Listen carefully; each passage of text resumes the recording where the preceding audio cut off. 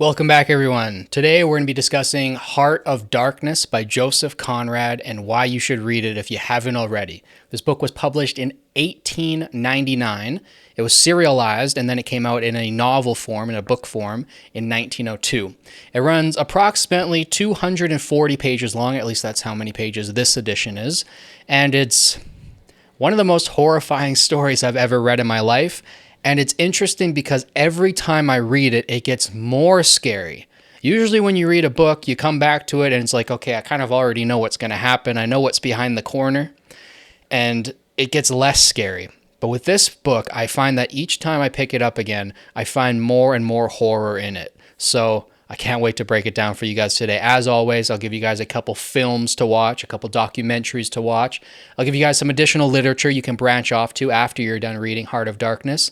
And I'll give you guys a quick synopsis of what the book is actually about without spoiling it for you guys. But before we get into all of that, I want to give you guys a couple words on the author himself. Joseph Conrad, born in 1857 in Berechiev, Ukraine, was a Polish-British writer whose works delve into the complexities of the human psyche and the moral ambiguities of imperialism. Orphaned at a young age, Conrad embarked on a maritime career at 16, eventually becoming a British citizen and mastering the English language in his 20s. His seafaring experiences provided rich material for his literary endeavors, allowing him to craft narratives that explore the depths of human nature against the backdrop of colonial expansion. Conrad's unique perspective as a non-native English speaker brought a distinctive voice to English literature, blending intricate prose with profound philosophical insights. His works, including Lord Jim, Nostromo, and The Secret Agent, continue to resonate for their exploration of existential themes and the human condition. So yeah, hopefully that gives you guys a better understanding of who the man himself was. Like I've said before, I will probably eventually do a full biographical documentary on Joseph Conrad's life at some point on this channel. He's a very, very interesting writer, and I'm such a big fan of him. I actually have his selected works here, it's a pretty massive volume. It has quite a few of his works in it. And I will actually throw up on screen right now a list of Joseph Conrad's works if you guys want to dive deeper into his bibliography, because there are many, many great stories by him, not just Heart of Darkness. Lord Jim is also one of my absolute favorites. So if you guys want to dive into some of Joseph Conrad's other works, you guys can check out any of the works here on this list. I haven't read all of them myself, but eventually I probably will get around to doing so. Next, I want to give you guys a quick synopsis of what the book is actually about. Spoiler free, of course, but here's a quick, brief summary. Heart of Darkness follows Charles Marlowe, a seasoned sailor, as he recounts his voyage into the African Congo to retrieve the enigmatic ivory trader, Mr. Kurtz.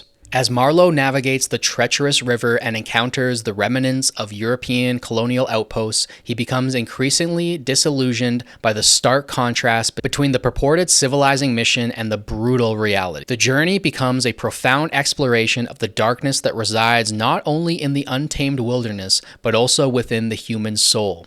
Conrad's narrative delves into themes of moral ambiguity, the corrupting influence of power, and the thin veneer of civilization, challenging readers to confront the unsettling truths about humanity and imperialism. So yeah, hopefully that gives you guys a better understanding of what the book is actually about. This is largely based off of Joseph Conrad's own experiences in the Congo on the river, I believe in 1890, about 10 years before he published this work. This novel, obviously, like I read there in the description, has a lot of political undertones, kind of describing the brutal and horrific reality of imperialism and colonialism. Now, in today's world, unfortunately in the West, colonialism and imperialism are seen as 100% negatives by most people, I would say, especially most young students in colleges and universities. It's usually taught that colonialism was a net negative and basically a complete negative. Everything that came out of colonialism was bad.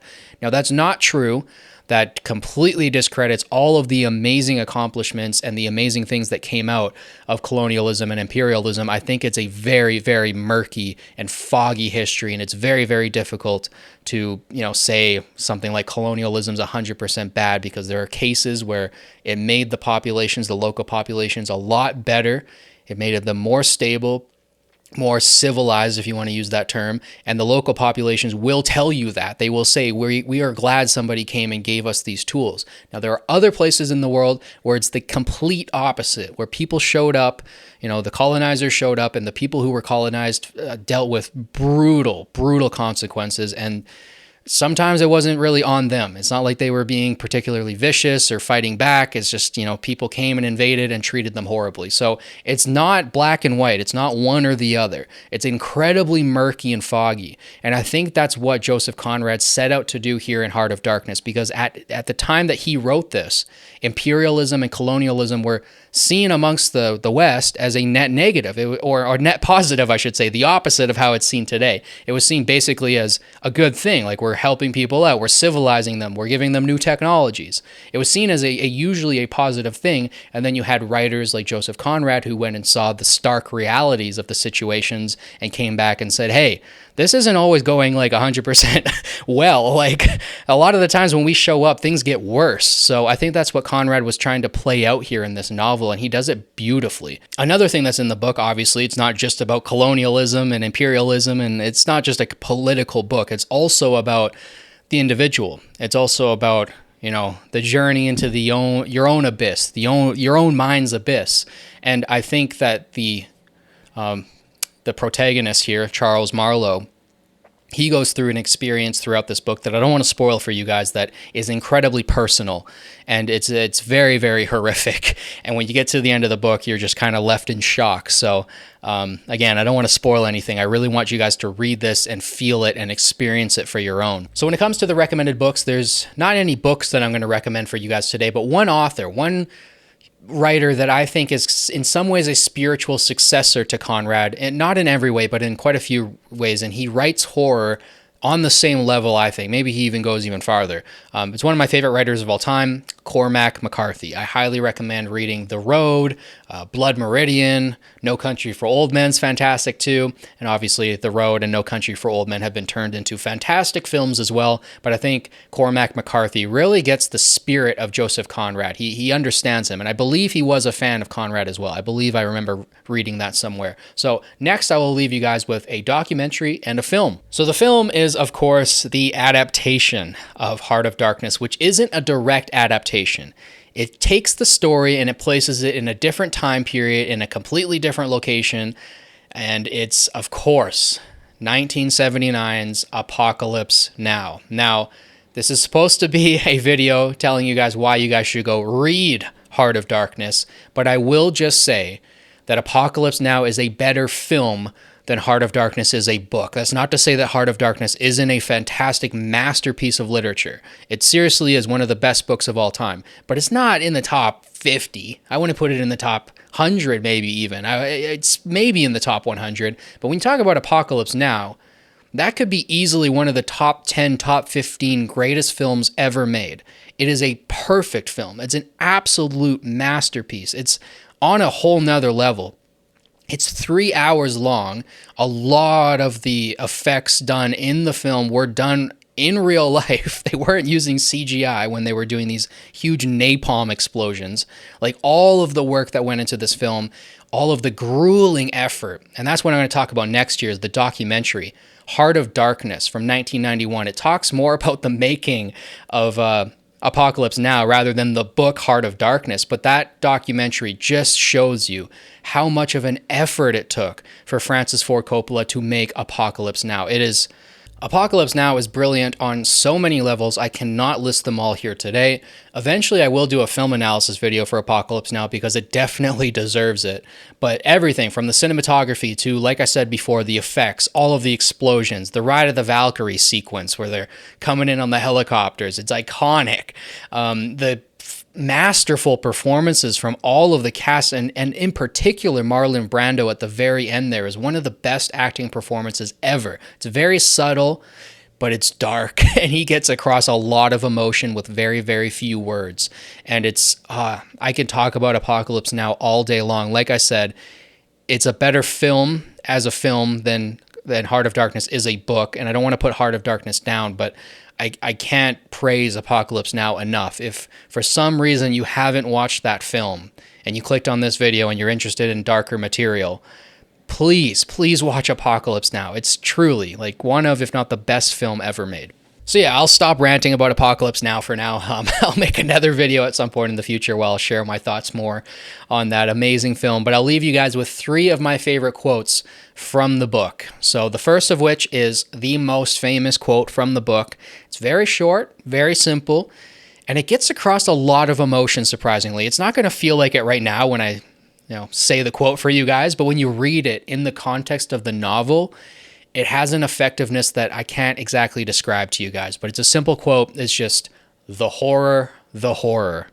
And when you guys read it, you'll understand. The next quote is, "We live as we dream, alone." So yeah, I think about that quote quite a bit because that's true. We do dream alone, obviously. You can't share dreams with anybody else. You can't, well, some people might think that you can. I've had dreams before where I've had a friend dream a dream and then I dreamt the same dream and we dreamt it on the same night and we saw each other in our dreams. So maybe you can dream with other people. There's some debate around that, but for the most part, you dream alone, right? You sleep alone, you dream alone, and you live alone for the most part. There's only one person that's going to be with you from birth to death, and that's yourself. That's the only person that will never, well, I can't say betray you because you often betray yourself, but that's the only person that's not going to really, it's the only person that's ever going to be there for you. And it's the only person that's never going to leave you because you're yourself, you're stuck with yourself. I don't know what I'm trying to say there, but you guys get the point. The third favorite quote that I have is, "It was written I should be loyal to the nightmare of my choice." So that quote is fantastic because it's true that you kind of pick your own suffering in life, and people don't understand this. I wish more people did, because the suffering that you have in your own life it's not always, your choice. Sometimes you're in a society where you have a totalitarian government and maybe you're oppressed. There could be a bunch of different things that are out of your control, but for the most part, a lot of the suffering you go through in your own life is self-induced. It's your own nightmare that you choose for yourself. There's one quote that I think kind of relates to this in a way. It's a quote from De Maistre. It's something like, every country or every nation gets the government it deserves. Now, that's a powerful quote, and you should think about that quote for the next 10, 20 years of your life. I think about it all the time, that every nation has the government that it deserves. And I also think that it applies to the individual, that every individual has the nightmare he deserves. And I think that's what Conrad was trying to get across with that, is you kind of pick your own suffering in life. So I've been thinking about this a lot recently, and actually, I was just thinking about this before I shot this video, that oftentimes throughout my life, things will hit me in the face, and I'll realize that's not from something that I did a week ago. It's not something that I did a month ago. It's not even from something that I did a year ago. It might be consequences from actions that I did 5 years ago, or consequences from something that I didn't do 5 years ago. And I notice that quite often, that things will hit me in the face, and I kind of just have to sit there like, geez, it's the consequences of my own actions again hitting me in the face. But sometimes it can be hard to recognize that the suffering that you're going through right now in life isn't from something recent. It's from something that you did or didn't do 5, 10, 15 years ago, and you've actually set yourself up for whatever you're suffering through right now. And I think I think that's what that quote is trying to represent there from Conrad. So I'll leave it at there for now, because I don't want to make this into a full analysis video. We'll do another video where we fully analyze Heart of Darkness, and we'll go through it chapter by chapter. But yeah, I think I'm going to wrap it up there for today. So if I convinced you guys to go read this book, definitely come back to this video afterwards. Let me know what you guys thought about it. Did you guys have a favorite line from the book, a favorite quote? Do you have a favorite character from the book? I really like Kurtz. I think he's very enigmatic. If you guys have already read the book and you're just watching this video for fun, let me know down below in the comments what you guys think of it. Is it one of your favorite books of all time and whatnot? And don't forget to like, subscribe, share with your friends to help boost this channel in the algorithm. Thank you guys so much for watching. As always, it means the world to me. I'll catch you guys in the next one. Peace.